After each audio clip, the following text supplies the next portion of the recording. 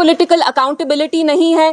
तो we are happy in the sense, we are glad कि अब जो लोगों के मसाइल हैं उनको रिड्रेसल मिलेगा, कोई अकाउंटेबिलिटी होगी, यहाँ अपनी एक इलेक्टेड गवर्नमेंट आएगी। लेकिन हम वो रियासत हैं जिनका अपना स्पेशल स्टेटस, अपना झंडा, अपनी कॉन्स्टिट्यूशन होती थी। तो वहां से अब यूटी का सफर हम सब जानते हैं, हमें डिसएम्पावर, डिसइनहेरिट, डिसपोजेस करने के लिए इनने कोई कसर नहीं छोड़ी। तो ये इलेक्शन जो अनाउंस भी किया उसका बिल्डअप मुझे बहुत अजीब लगा। हर एक इंडियन स्टेट में इलेक्शन होता है लेकिन कहीं भी इतना आप उसे ब्लो अप नहीं करते हैं जैसे आज किया।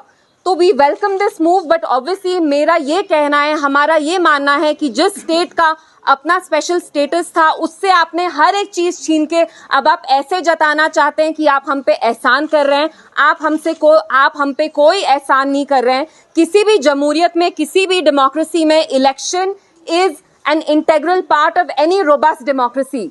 तो आपने हम पे कोई एहसान नहीं किया। हर एक डेमोक्रेसी में फंडामेंटल राइट होता है कि आप अपनी गवर्नमेंट चूज करें। सो मैं यही आपसे 2-3 चीजें आके यहाँ कहना चाहती थी। P is very concern. हमारे आप में से किसी का फोन बज रहा है, बंद कर दें। हमारा ये कंसर्न है कि ये election free and fair and transparent तरीके से होना चाहिए।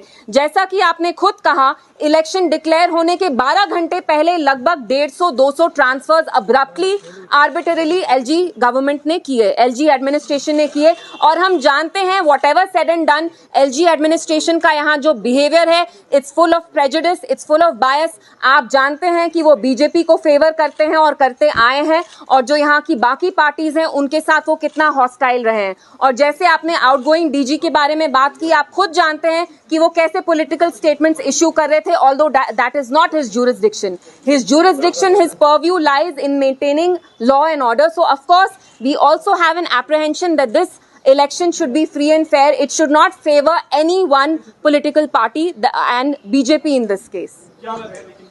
आज ही इलेक्शन डिक्लेयर हुआ है तो मैं यहाँ किसी गारंटी से आपको नहीं बोल सकती। और ये जो डिसीजंस होते हैं ये हमारी पॉलिटिकल कमिटी जो है, पार्टी की जो सीनियर लीडर्स हैं, वो ये डिसीजन लेंगे with the party president Mehbooba ji. So I can not answer on their behalf. देखिए, मैं महबूबा जी के बिहाफ पे इस सवाल का जवाब नहीं दे सकती और मैं देना भी नहीं चाहती। लेकिन जहां तक मैं समझती हूँ, Mehbooba ji will not fight an election in a state जिसकी वो चीफ मिनिस्टर थी जब हमारा सेमी ऑटोनमस स्टेटस था, हमारा स्पेशल स्टेटस था। I don't think she wants to fight this election, but आप ये सवाल उनसे पूछेंगे तो बेहतर हो। देखिए, हर एक चीज मेरे बारे में नहीं होती। हम यहाँ अभी जो जम्मू कश्मीर की आवाम है वो बहुत प्रॉब्लम से जूझ रहे हैं। पिछले 5 साल में आप खुद देखिए हमें कितना डिसएम्पावर, डिसपोजेस कर रहे हैं, हमें अपनी जमीनों से खदेड़ा जा रहा है। यहाँ पे अनएम्प्लॉयमेंट, ड्रग क्राइसिस है, आपको पता है यहाँ पे कितनी प्रॉब्लम्स हैं। So I hope that this election in some way